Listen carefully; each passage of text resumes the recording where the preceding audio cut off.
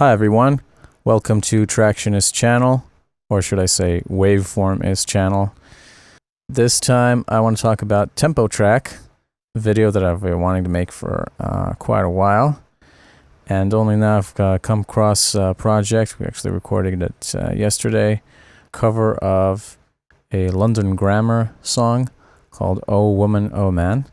I do want to add other instruments to it, MIDI recordings, other audio recordings, and add other tracks to it. I didn't have time to rehearse her with a click track. She's not used to working with a click track, and the song is recorded in a very free-flowing tempo, roughly 80 BPM, but it fluctuates not only through the entire song in different sections, but basically in bar to bar. So it's a very organic tempo.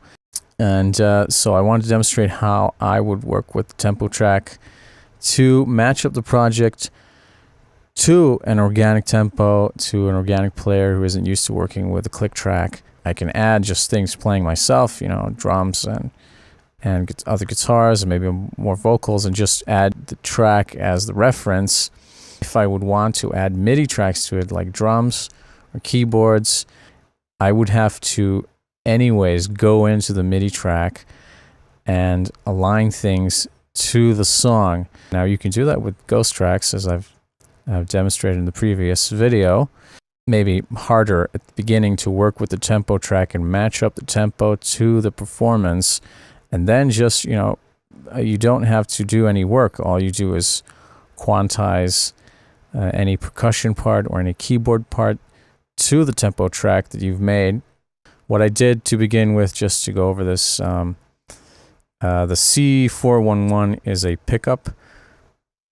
The pickup is, there's an adhesive material, like a black sticky goo. Stick the pickup onto the guitar bridge. I found a good location for that I thought sounded good.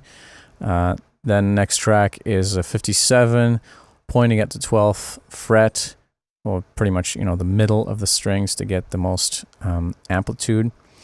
A pair of pencil condensers, basically like a room recording. So one was pointing at the same spot the 57 was pointing at, but farther away. Other MXL 840, kind of in a room position. It's 5-6 feet away from the performer. And finally, AT2020 for vocals recording. So this is the recording setup. So what I did after recording, I cut up the beginning of the tracks and matched them up to bar number 2. So bar number 2, just to zoom in here, bar number 2 would be the beginning of the performance, really, where we're going to use the C. We're going to use the pickup because the pickup has the biggest, waveforms here. So you can see the beginning here is matched up to bar number 2. I usually use bar number 2 or 3 when I start, so, because if you use the 0 marker, you can't. If you need to then use up the space somehow, you then have to move everything.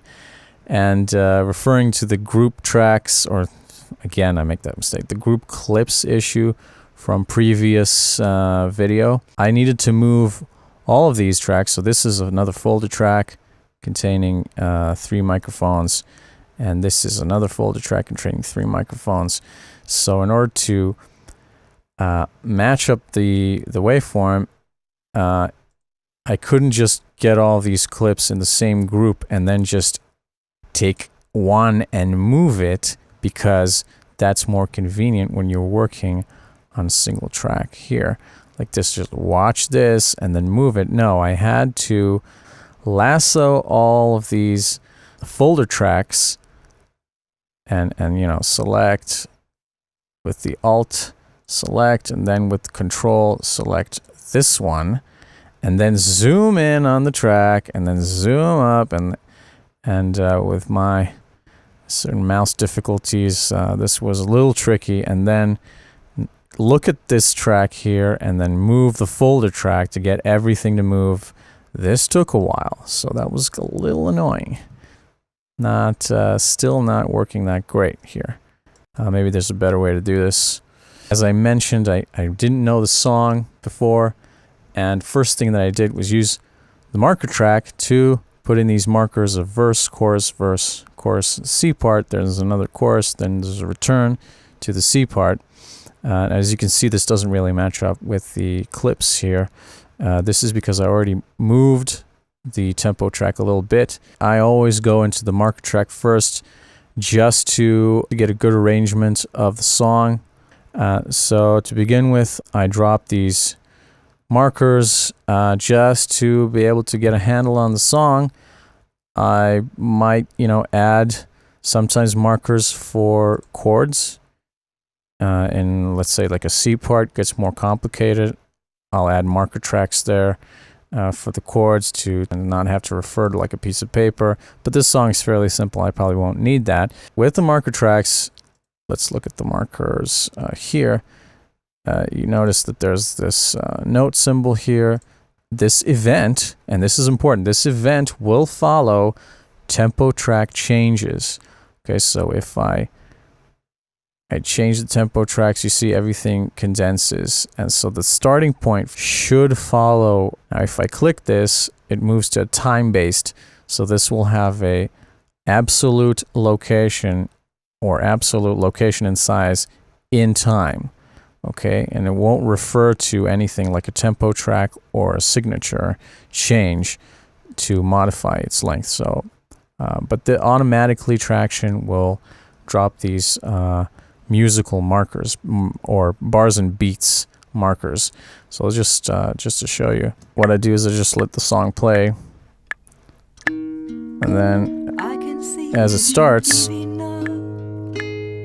I already have 1, 2, 3, 4, 5, 6, 7. So let's do 8. I tap 8 on the number pad and enter. Now this works. So now I have a new marker here. The markers are a little small when you're zoomed out all the way, so you can follow this. So you can use this as just a beginning marker and just name it, verse or chorus, whatever, down here in the clip properties as a marker clip. I usually then expand it for the duration of that segment. And now if you click the number pad, you see the number up here, top right corner appear. So if this is an event that already exists, 3 and enter, boom, you're in marker 3, 2, 1. And if you do a new one, boom, you get a new number, a new marker for that number. So I'll delete that. So that's a quick way of doing this while the song is running. You can just drop the markers.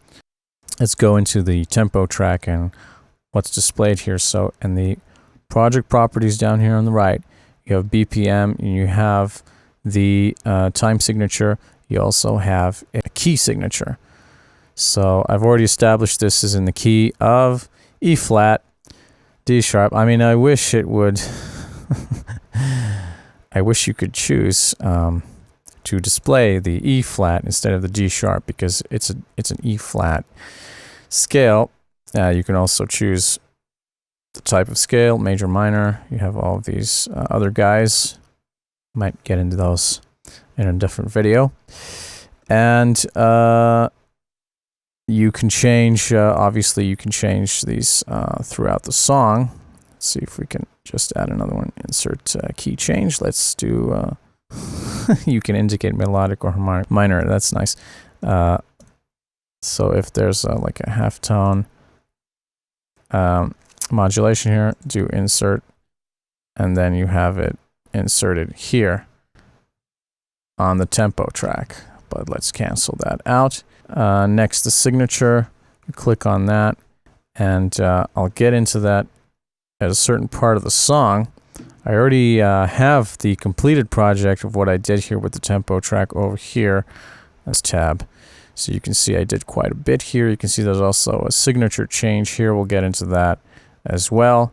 So time signature for this song is 4 4s. You can designate triplets here. That's nice. If you want a new time signature of For the beats, you have the bar values, and also time selection. You just click insert, just the same as the key. Moving over to the BPM, we have a tap tempo here. Initially, obviously, this is what I do. Start the song. Click along with it.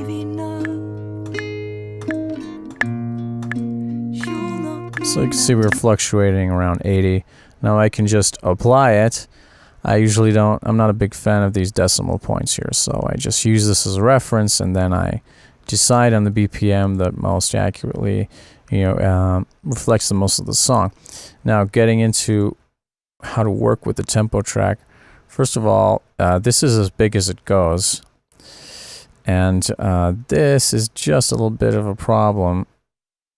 Since screen real estate, especially I have a small screen, so screen real estate is an issue. Now again, I'm focusing in on the C411, the pickup track here, because that would be most convenient. Sorry, need to move over the bars, and need to get this as big as I can. Get it. Now the markers, you can leave those or get rid of those. Actually, that'll give us a little bit more space. So once you've selected the tempo for the song, let's start it. I can see that you give enough. Sure not mean that much to me. I don't know where the rest goes. Okay, so I've pretty much matched up the first 3 bars. And you probably noticed that by this bar we're kind of a little bit out of it. Now, working generally with tempo track, as I make I double click, it creates a new tempo change.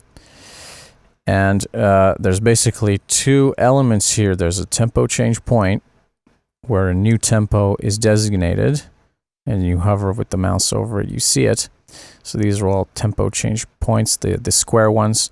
And then in the middle, you'll notice these round points. Now, this is the curvature. So the default curvature is 1.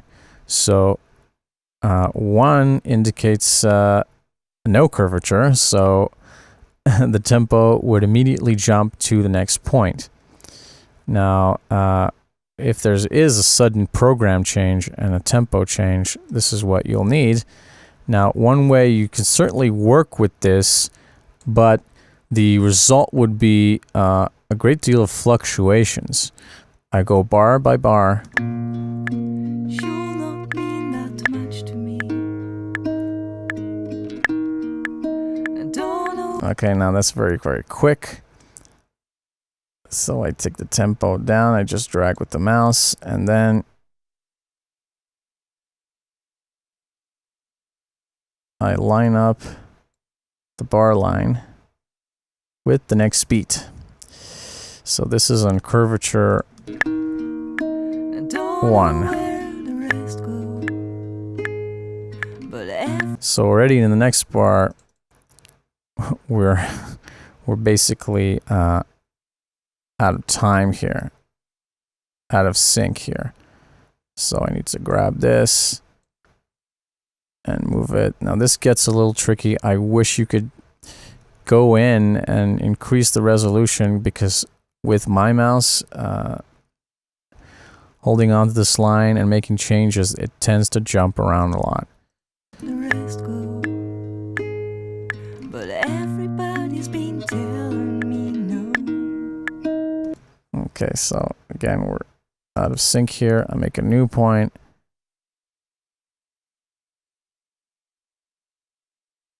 And I think, wait. So that depends on you visually kind of recognizing where the first beat is. So this time around it's here.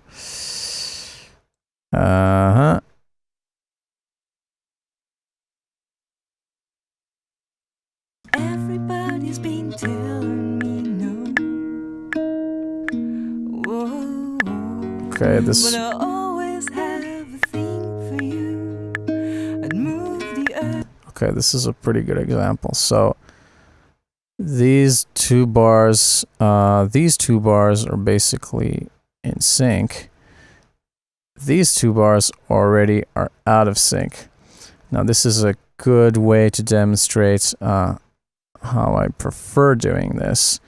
I do this bar by bar, but you could go and use two bars or 3 bars for, depending on the consistency. Now in this case, the performance is fairly inconsistent. There's a lot of changes between even individual notes. So what I did here is I moved with the mouse the curvature. So now the curvature isn't 1, it's 0.64.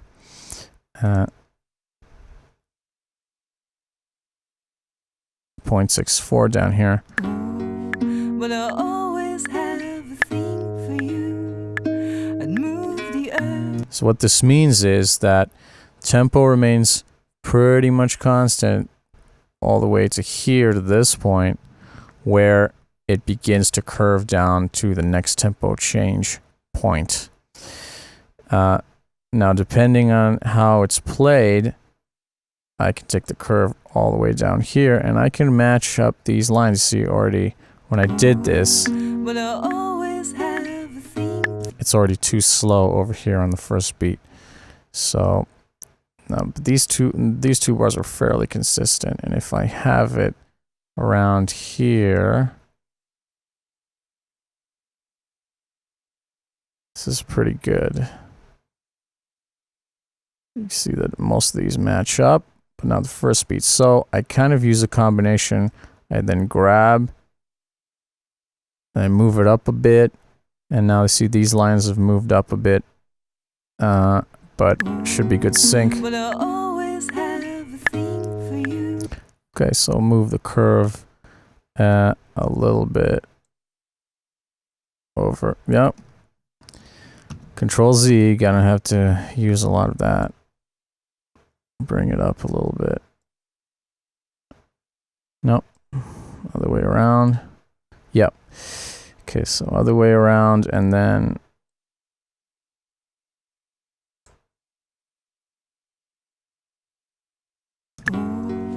But I always have a thing for you.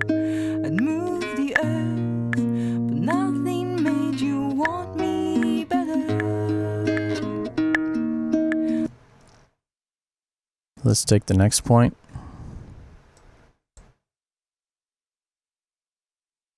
Now, if I remember correctly, in previous versions, I think that curvature default was 0, and sometimes when I double click, it does put the round point in the middle to indicate curvature 0, which is more convenient. Instead of a jump, you get a slope, which is definitely more organic. And in the past, I would just usually leave it at 0. I think maybe this is how Cubase behaved in this case, and I'm just thinking of Cubase, not Tracktion. It's possible. But nothing made you want me.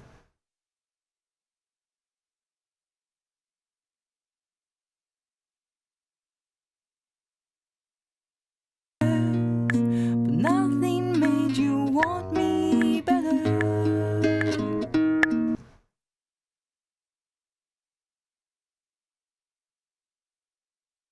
But nothing made you want me better. There is no. Okay, so there's a big change here. And following this point, we're completely out of sync. There is nothing. So again, I'm double clicking here on the bar lines. So this will have to go. So there was a considerable speed up in the performance around this point. Better. There is nothing I can do. And then a return to, the previous tempo, pretty much. So this is a little, you know, the OCD way, I guess, of doing this. But I think it's worth it. It takes a bit of time, but then you have a tempo track that's completely matched up with the song. You know, you can work with warping. Definitely Tracktion gives you that option here in loop properties. And if I only had vocals, I could probably work with the, you know, the beat points and warping, and you know, maybe split it up into smaller clips. But I have multiple channels here to work with. So it's 5 microphones and 3 on the doubles and second voices. So it's 11 tracks, and I don't think there's a way to do this. Again, no group clips. It means you can't really do this.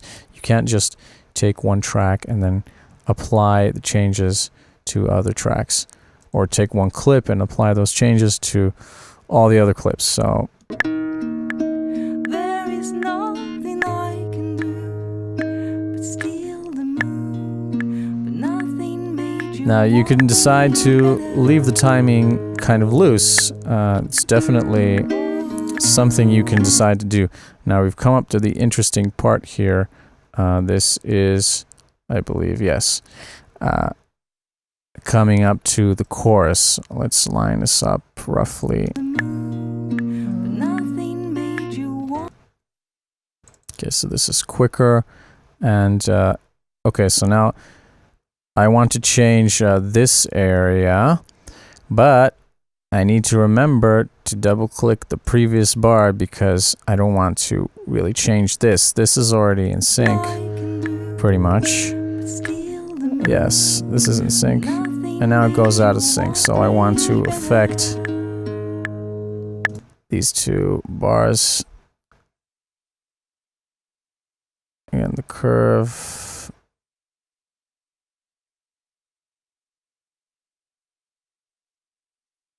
But nothing made you want me. But nothing made you want me better. Now, as you can hear, the song,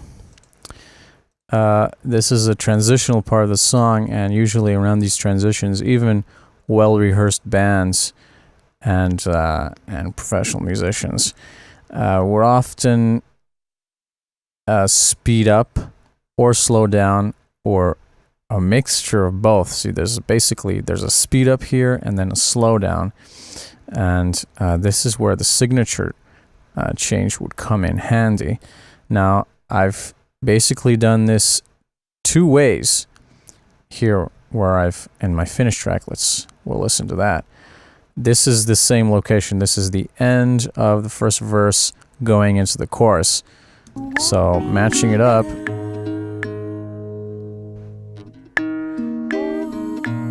so there's a speed up here and then a slowdown. Now what I've learned with the slowdown is that the slowest BPM you have here is 20. You can't go below 20, which I guess makes sense. I mean, I think you couldn't go down to 0, that's for sure, because then the program would stop. No BPM means, 0 BPM means nothing. But and this particular point, I kind of struggled with making this tempo change. So again, this one, it's basically 1 bar. Now I can refer to this as 1 bar with a drop in tempo.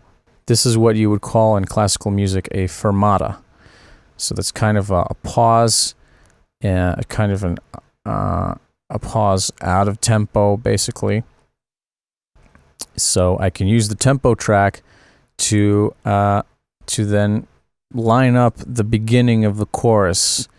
Okay, so now I'm not having the tempo track just click, click, click, go through it, and then, skip a bar or whatever.